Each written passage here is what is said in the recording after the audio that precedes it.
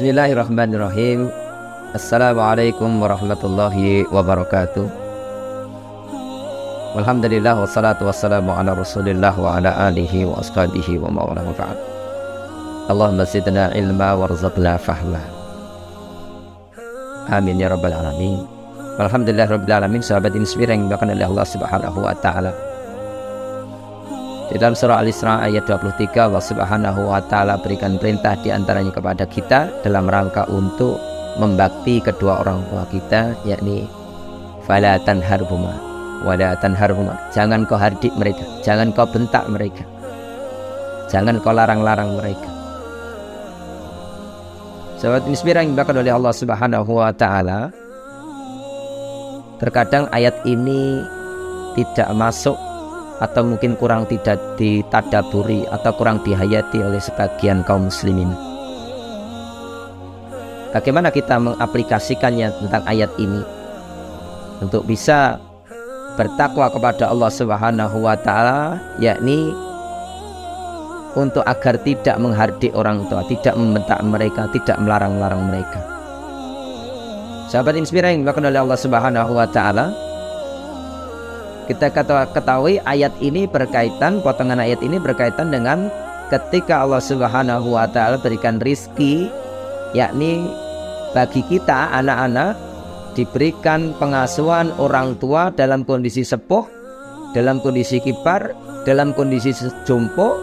Yang kita pahami, orang tua yang sudah jompo, Allah berikan kekuatan mereka berkurang, pendengaran berkurang, ingatan mereka berkurang. Dan ini kita butuh pelayanan, mereka membutuhkan pelayanan kita. Yang uniknya, mereka para orang tua itu ketika mereka di usia sepuh, di usia lanjut, ketika ada momen-momen jompo di antara mereka, ingatan sudah mulai berkurang, maka biasanya mereka melakukan satu bentuk perbuatan, pekerjaan yang dulu ketika mereka muda itu mereka asik dengannya, mereka senang dengan, sehingga mereka melakukan aktivitas yang dulu mereka sering jalani. Ada orang tua yang dulu mudanya suka bersepeda, ketika sepuhnya masih pengen bersepeda. Yang dulunya suka jalan-jalan atau lari-lari, sepuhnya mereka pengen jalan-jalan atau lari-lari.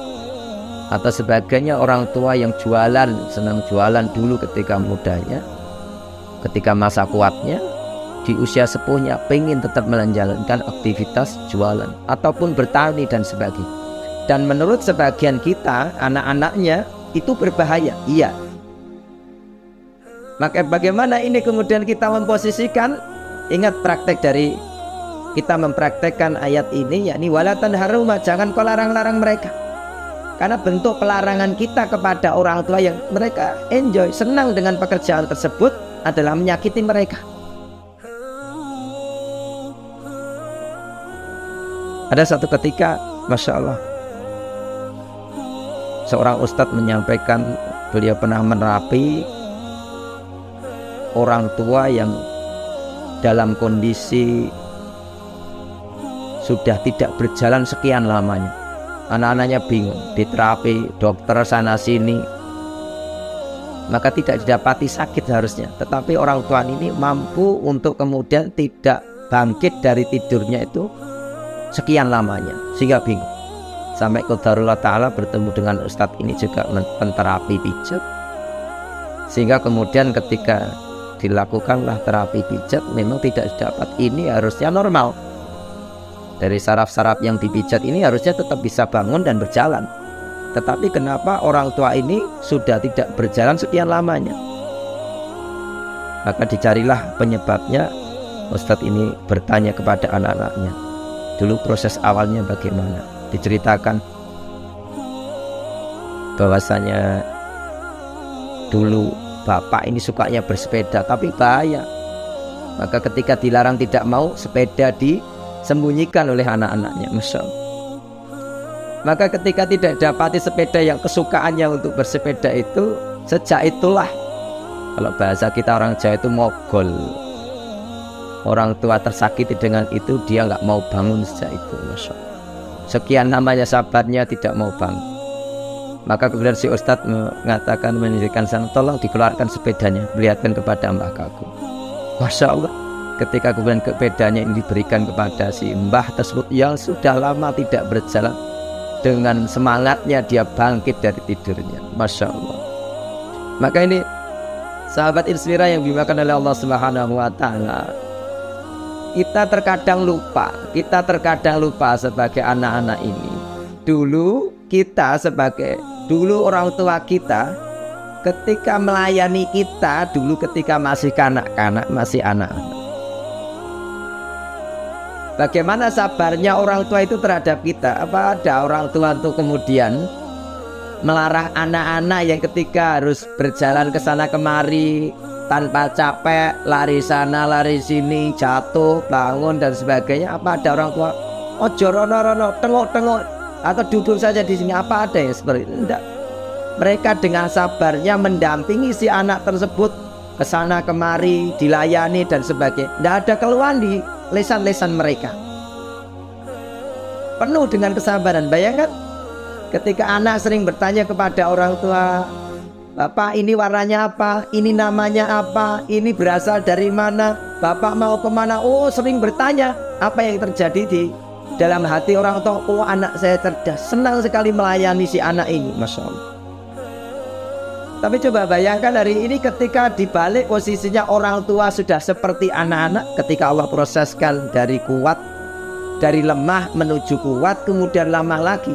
Si orang tua dalam kondisi lemah dan prosesnya terkadang seperti anak-anak lagi, sehingga dia melakukan aktivitas-aktivitas yang menurut anak-anak mereka adalah aktivitas bahaya. Apa yang terjadi?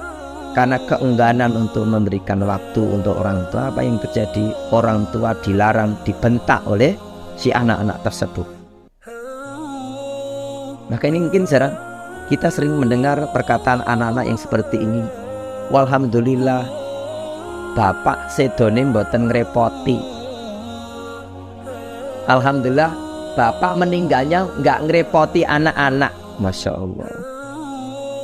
Terdengar kelihatannya itu biasa-biasa saja, tapi bagi orang yang peka terhadap perkataan ini seakan orang tua yang kemudian itu mungkin membutuhkan harus pelayanan anaknya untuk kemudian membersihkan buang air besarnya, membersihkan buang air kecilnya, mungkin harus melayani orang tua yang kesana kemari, itu adalah satu perbuatan ngerepoti anak-anak. Inilah yang harus kemudian kita koreksi. Harusnya tidak ada bahasa ketika melayani orang tua itu, tidak ada bahasa merepotkan kita. Justru ini rizki dari Allah. Dengan senang hati kita akan melayani orang tua. Kita ingat dulu orang tua ketika melayani kita di waktu kecil, kasih sayang mereka sebagaimana mungkin sering kita dengar doanya, Robbighfirli wali walidayya warhamhuma kama rabbayani shaghira. Praktekkan ini, doa ini biar nyambung.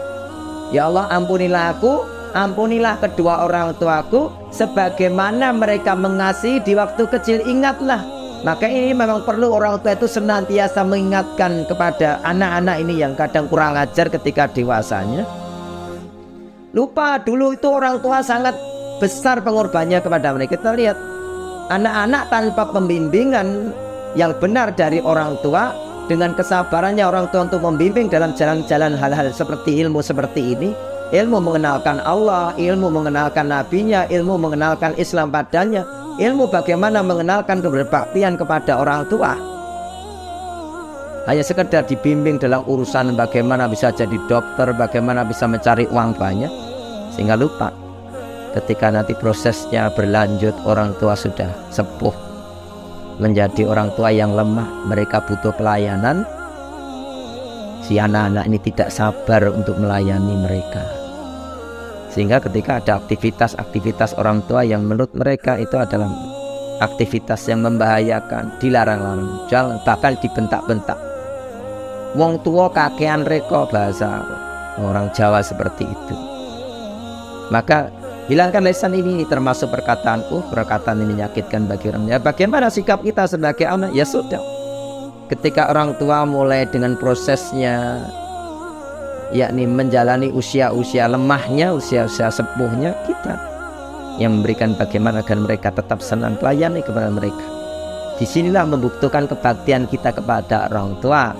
Inilah disebut berbakti kepada orang tua, ketika manakala mereka kemanapun kita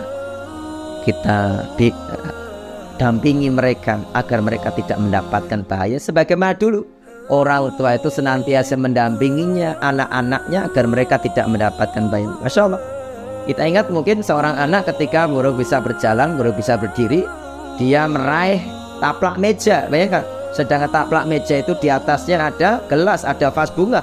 Kalau itu ditarik akan kena si anak, bahaya. Itulah orang tua menyelamatkan anak. Giliran sekarang orang tua dalam kondisi jompo, lupa ingatan, dia harusnya kemana-mana dan sebagainya. Bagaimana ini? Ya, kita hadir sebagai anak-anaknya yang berbakti untuk mendampingi mereka. Maaf, mungkin kita pernah mendapati seorang tua yang berjalan ke sana kemari, kemudian ditulisi di situ nomor telepon. Kalau Anda menemukan orang tua ini, tolong hubungi nomor ini. Masya Allah. Jadi kita nggak ada waktu untuk orang tua kita dalam kondisi seperti itu. Bagaimana? Ya sudah, harusnya kita bersikap melayani mereka, mendampingi mereka dimanapun mereka berada. Sampai kapan? Sampai waktu yang ditentukan oleh Allah Subhanahu wa Ta'ala. Ini bentuk ujian kebaktian seorang anak kepada orang tua. Maka itu, saudaraku yang dimuliakan oleh Allah Subhanahu wa Ta'ala, kita tadaburi ayat ini. Wala tanharuma, jangan engkau hardik mereka, jangan kau bentak-bentak mereka, jangan larang-larang mereka. Kenapa? Mereka orang tua terkadang ketika usia sepuh itu asik dengan aktivitas-aktivitas mereka sendiri. Ketika sudah posisi lemah mereka jalani, maka harusnya kita memberikan kepuasan kepada mereka, memberikan dampingan kepada mereka agar mereka aman, agar mereka senang hati, terhibur, ridho dengan apa yang sudah mereka jalani di masa-masa lanjutnya, sehingga mereka meninggal dipanggil oleh Allah dalam kondisi keridhaan kepada kita. Semoga Allah Subhanahu wa Ta'ala berikan taufik hidayah kepada kita, mampu terus untuk mengkaji ayat-ayat Allah, mentadaburinya, kemudian Allah berikan rezeki kefahaman dan kemudian rezeki amal soleh yang istiqomah sampai akhir hayat, sehingga kita nanti dipanggil oleh Allah dalam kondisi husnul khatimah dan kemudian kita dikumpulkan di dalam jalannya Allah Subhanahu wa Ta'ala. Amin ya rabbal alamin. Aku qouli hadza astaghfirullah li wa lakum. Assalamualaikum warahmatullahi wabarakatuh.